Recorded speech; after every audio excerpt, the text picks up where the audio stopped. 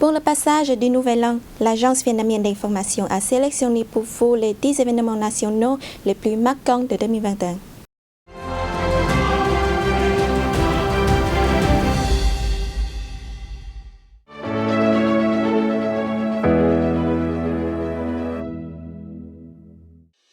Le 13e congrès national du Parti communiste du Vietnam s'est tenu du 25 janvier au 1er février.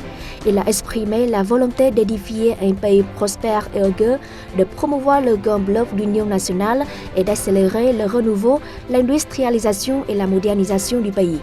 Il a fixé les objectifs de développement socio-économique d'ici 5 à 10 ans, visant à faire du Vietnam un pays développé à orientation socialiste d'ici 2045.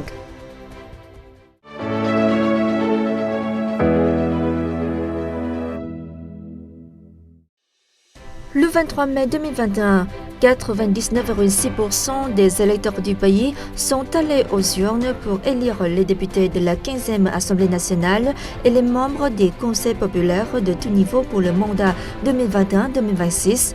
Les élections se sont déroulées de manière démocratique, légale et sécurisée dans le contexte de la lutte contre le Covid-19.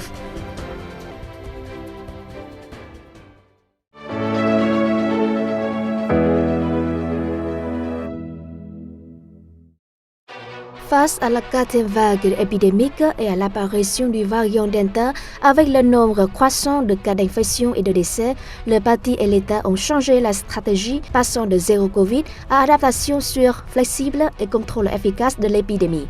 La mise en œuvre de la résolution 128 du gouvernement promulguée le 11 octobre 2021 sur l'adaptation sûre et le contrôle efficace du Covid-19 dans l'objectif de protéger la santé de la population a permis de contrôler l'épidémie, de relancer progressivement l'économie et de stabiliser la vie de la population.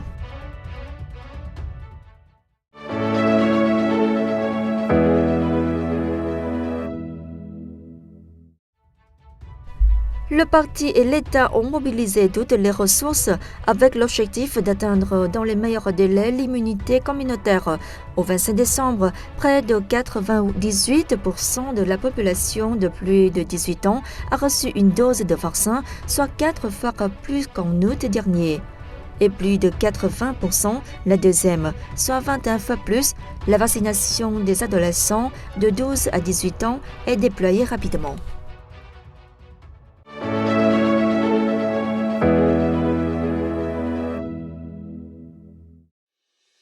Lors de la première année du 13e mandat du parti, 5 documents importants ont été publiés.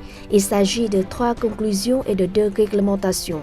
Les conclusions concernent le mouvement, étudier et suivre la pensée, la moralité et le style du président Ho Chi Minh, le renforcement de l'édification et du réajustement du parti et du système politique, l'encouragement et la protection des cadres compétents et créatifs.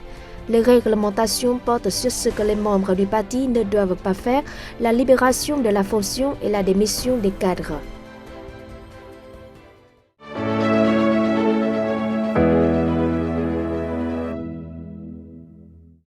La conférence nationale sur la culture visant à mettre en œuvre la résolution du 13e congrès national du parti a défini 6 objectifs concrets et 10 mesures claires pour préserver l'identité nationale, développer la culture vietnamienne dans la nouvelle période.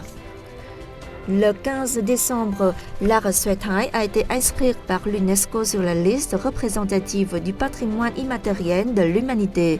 Le 23 novembre, l'UNESCO a décidé de se joindre en 2022 au Vietnam pour célébrer le 250e anniversaire de la naissance et le 200e de la mort de la poétesse Ho Xuân Hương, ainsi que le 200e de la naissance du poète et enseignant Nguyễn Đình Chiểu.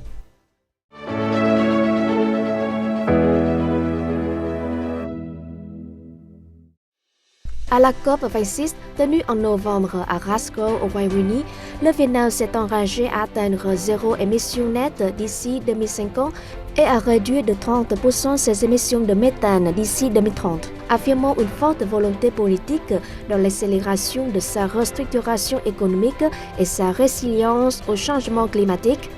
Le Vietnam a terminé avec succès le 2e mandat en tant que membre non permanent du Conseil de sécurité de l'ONU. Il a été réélu membre de la Commission du droit international des Nations Unies pour 2023-2027 et élu membre du Conseil exécutif de l'UNESCO pour 2021-2025.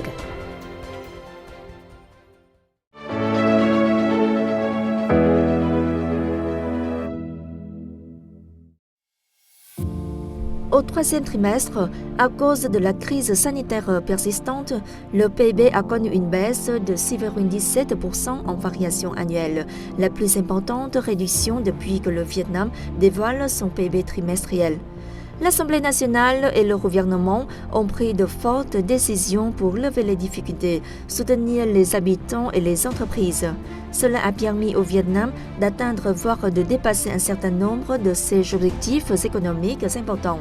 Le pays a ainsi affiché un excédent commercial pour la 6e année consécutive. Les investissements directs étrangers ont atteint plus de 29 milliards de dollars. Le secteur agricole a continué d'être un solide pilier de l'économie avec un taux de croissance de 2,8%.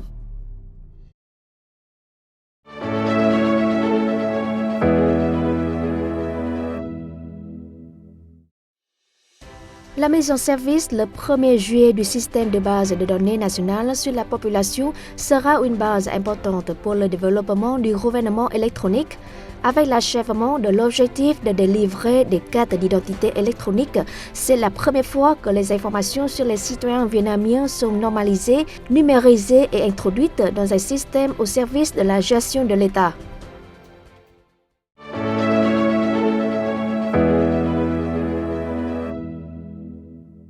L'équipe nationale de football a été qualifiée pour la première fois de son histoire pour le tour final des éliminatoires asiatiques de la Coupe du Monde 2022, en se qualifiant 2 fois consécutives pour les 8e de la finale de la Coupe du Monde de futsal.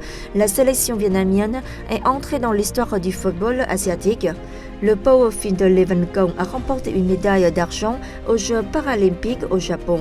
Nguyễn Thị Thu Nhi est devenue la première Vietnamienne à décrocher le titre WBO dans la catégorie poids repas.